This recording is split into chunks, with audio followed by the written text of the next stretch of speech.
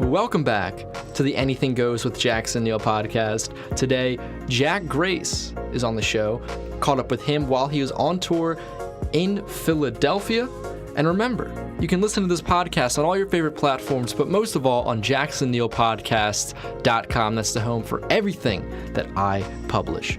So, when I talk with Jack Grace, I talk to him a little bit about his current projects, latest ones, If I Tremble, as well as his current tour. He has a lot planned for this upcoming year. He had a busy 2018, and it was just a good time to be able to sit down with him, figure out what he has planned going forward, how his past year was, and just how's he feeling overall. How's tour going? Yeah, it's going well. I think we're literally, today is halfway. Okay. So we're about 14 days in, and yeah, it's been good so far. It's been like we've hit some places that I haven't been before that I really love. Like we just played Montreal, and it was my first time there. But yeah, all the like Midwest was great, and the West Coast was really cool. So yeah, I can't complain. Definitely. And you were telling me earlier, this is like your biggest U.S. tour, right? Yeah, 100%. Yeah, like I came here at the end of last year and did like 16 shows supporting a Japanese band. Okay. But it was like, yeah, this is kind of the first proper, like, we go like a full loop. So yeah, first time doing that. And just, I mean, we had mentioned this like a couple minutes ago, but it's just a grueling kind of thing going on tour. But you know, you're happy with the people you're on tour with right now. You connect with them. Yeah, that's right. Like, I guess when you've got like a starting point of like enjoying the same sort of style, like vaguely similar styles of music, and we all have the same profession, and you know, we're kind of all in this, like, trying to vaguely achieve the same thing. So yeah, you know, there's a lot that we have in common from the start. So yeah, it's good.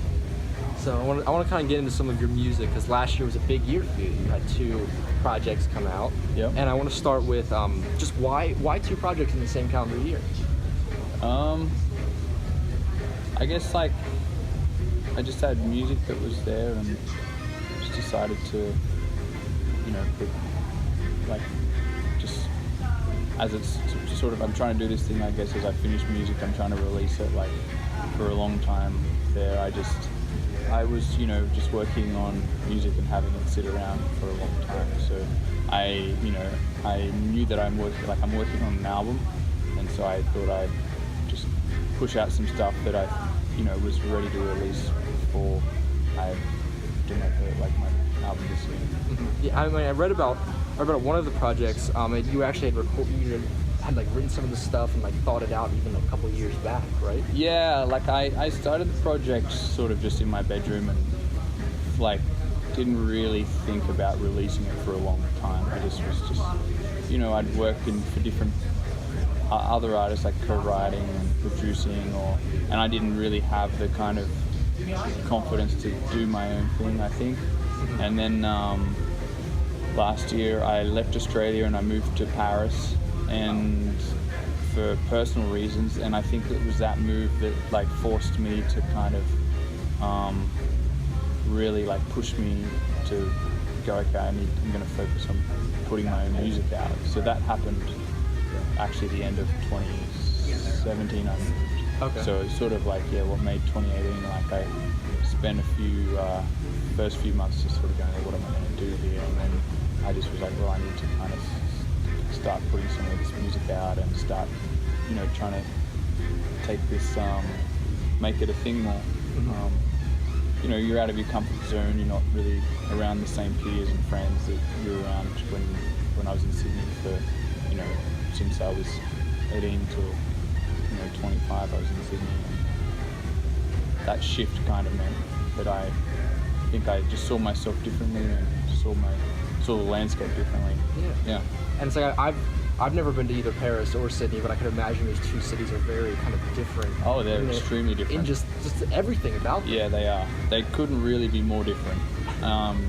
In every way, really. Like, I mean, I guess you could say they both have, like any place, I guess, like, there's a beauty in both places, but I mean, Paris is just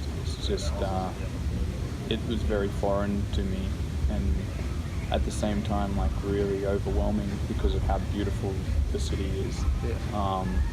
Whereas Sydney, I was, you know, like I grew up in the country in Australia, so as I was growing up, we always sort of I had a bit of animosity towards the city, and had a bit of this thing of like, I don't want to go there. And then I realized in my later teens, I was like, I have to go to Sydney. So I grew to love it more the longer I was there. And when I left, you know, it was hard to go, of course, but like being in Paris now, I've sort of adapted to a whole new city that is, you know, it's a process. Like I'm still working on my French and still trying to get around the town in a more French way and less of a tourist way. But that's just going to be just that I've sort of given up on trying to achieve that in any sort of short time frame.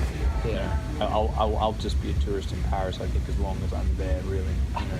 Yeah, I mean, I moved to Philadelphia. Like I was telling you, like I just moved in the past several months or so. And it's like I still walk around the city streets. Like I know that where I am, but it's like I still feel like I stick out like a sore thumb. Yeah, and that's it. Like, and so there's, you know, there's some like really like there's physical aspects to knowing a place, and then there's obviously all of the things that makes you Parisian in terms of the way you see the world, or the way you see art, or the way you see music or food, or whatever those things are. And I'm deficient in all of the categories pretty much.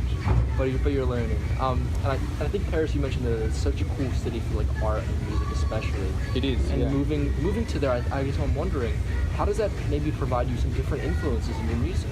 Well, it's funny. Like most of the stuff I think I write about is like I draw on like a lot of stuff from like a lot further back than like recent, like last year or two. Like there's sort of like themes through my music that I think are like longer arcing narratives in terms of like probably more from when I was a kid, or like I like to sort of write in like a bit of a nostalgic kind of mode.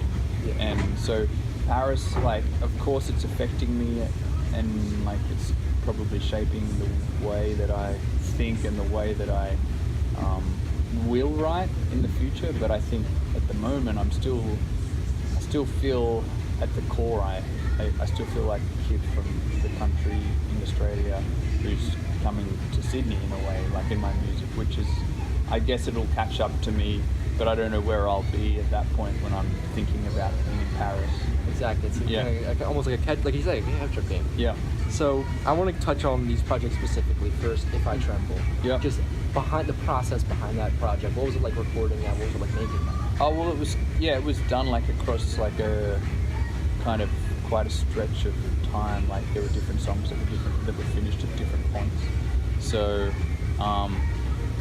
I like for the title track of the song, the title track of the EP, I did like in 2 weeks just before it went out, just because I was like, oh, I think it needs a new track. And then I wrote If I Tremble, and I was like, oh, that's not a bad name for the EP, so I'll call it that, and you know, let's put it on the EP. And that was what happened. But then there's other stuff, like there's a song on there, Roaming Home, that has been kicking around for years, like since, you know, and it was just one of those things. I'd go into the studio and I'd play on piano and sing, and I'd do a take and I'd be like, oh, I don't think that's the take, and then I'd let it sit. I'd hate the song because I couldn't play it, and then I'd play it again one day and I'd be like, oh, I think, oh, that's, you know, a bit closer. And then one day I just settled on a piano take and a vocal take. I just recorded it all at once, and that was the track, and it's probably like my favorite track from the EP, I think.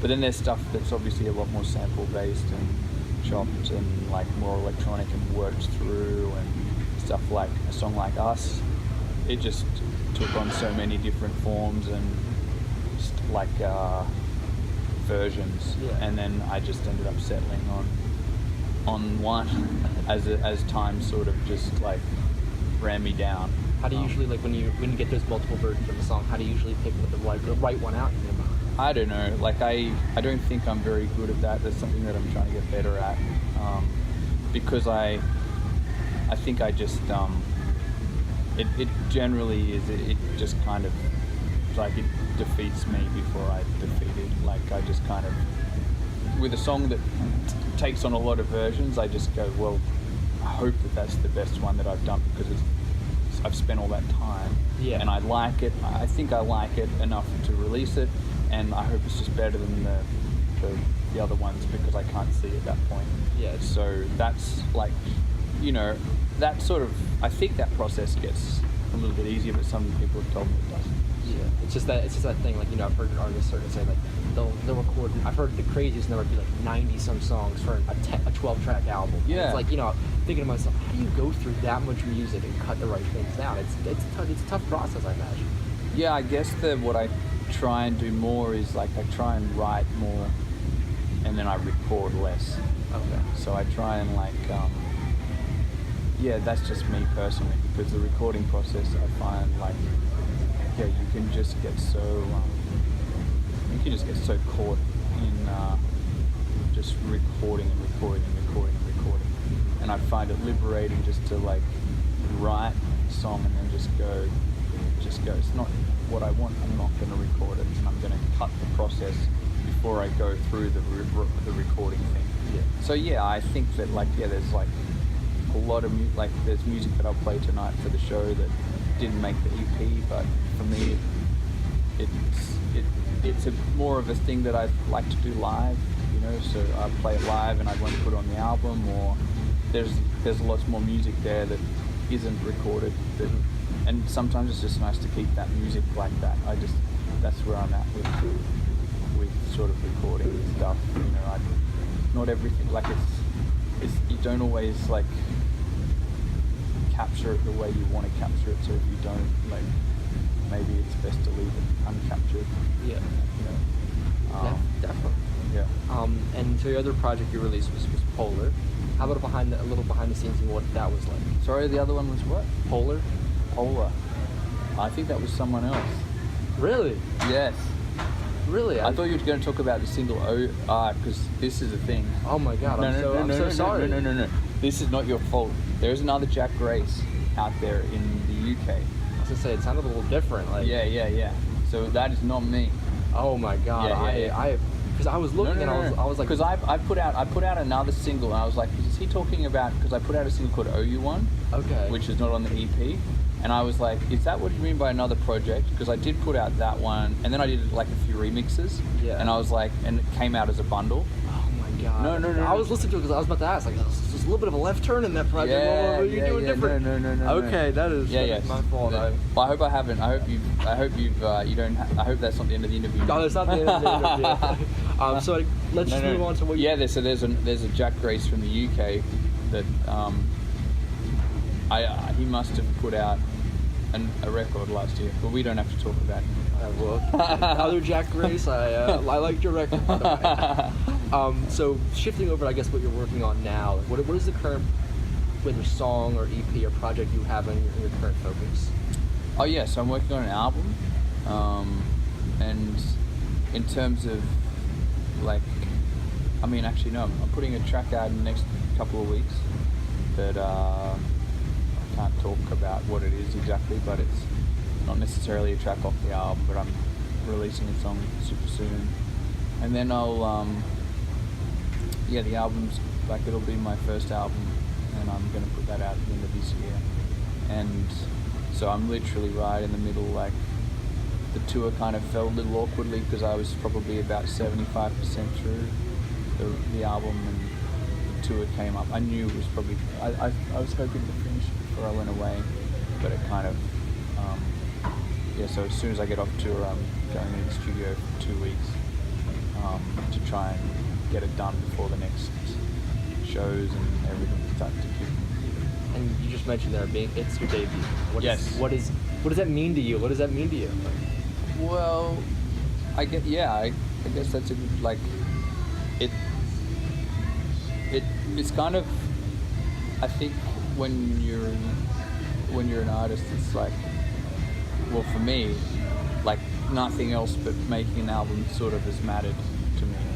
Like, I mean, yeah, EPs are great, but it's sort of like, for me, it's like, yeah, I've released the 2 EPs I've done, hopefully to be able to work on an album.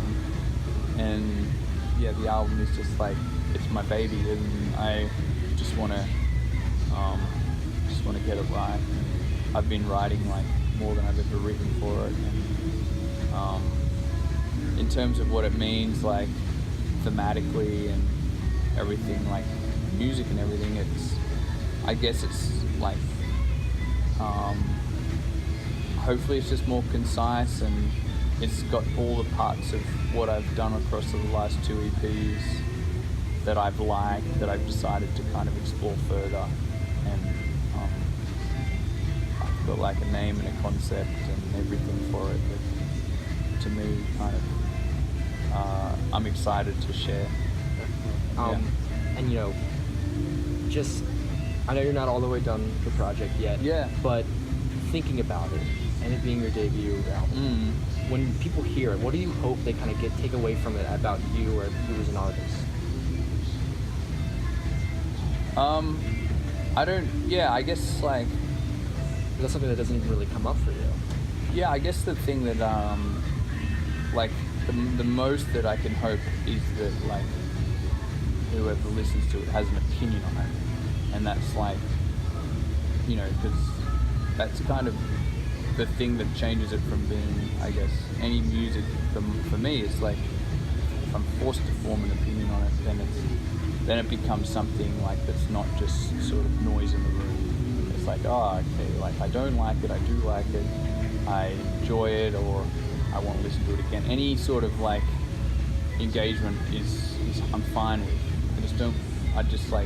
And so that's, I guess, in terms of, there's no agenda, there's no like, I'm not pushing any ideas as much as like there's some storytelling, and I'm writing like songs and using palettes that I think are really, like, for me, the thing that I'd want to listen to at the moment. So I don't know, like I hope that when people hear what I'm doing, they don't hear someone trying to do anything but be themselves. That makes sense. Yeah, I mean, the best music I think of are music that I go, wait, play that back for me. Wait, I gotta add this to a play. There's something in this song. Sure, yeah, sure. So I could understand that. So you just look at the big picture right now. You're working on this debut. You have it mostly done. Yep. You're having the biggest U.S. tour. How are you just feeling about the rest of 2019, man? Oh yeah, I feel good.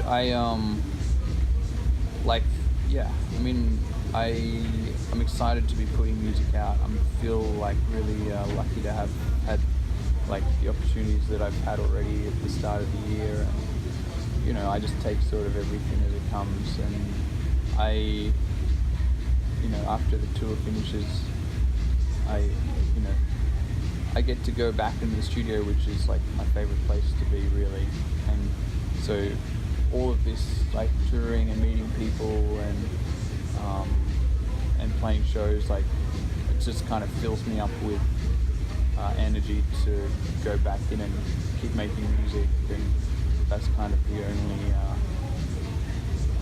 that's kind of like the only end, like that's the main endpoint that I have at the moment. Is just like, well, I just want to keep doing what I'm doing. And keep doing what you love. Yeah, keep doing what I love. I feel really lucky to be making music, because I didn't just sort of make music my whole, like I've had different jobs of like, I was a builder, and then I worked as in babysitting and all sorts of, in a cafe and heaps of different things. So I just literally feel lucky to be playing music and recording music and meeting people, and yeah, that's where I'm at. Well, thank you so much for doing this interview, man. No, of course. Thanks for having me. Again, a big thank you to Jack for coming on to the podcast. Remember, go down in the description. I'll have links to follow him on social media accounts, check out his stuff, and also keep an eye out for upcoming tour dates. Really, really cool guy to see live, and you want to make sure that you catch him if he's coming to your city, and he has real big things planned for 2019. Again, a big thank you to Jack for coming on to the podcast.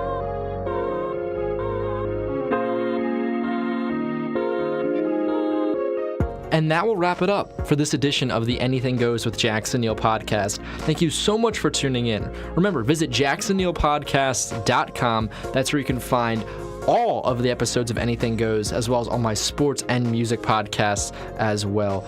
Also, go over to Patreon, link down in the description. I have the link to the bonus content from this interview. It was really, really fun talking with Jack. I had to ask him a couple extra bonus questions, and you can view the bonus content for this interview and all my other Anything Goes interviews on Patreon just for a low monthly subscriber fee. It's just me doing this podcast, so any little bit of support really, really does help.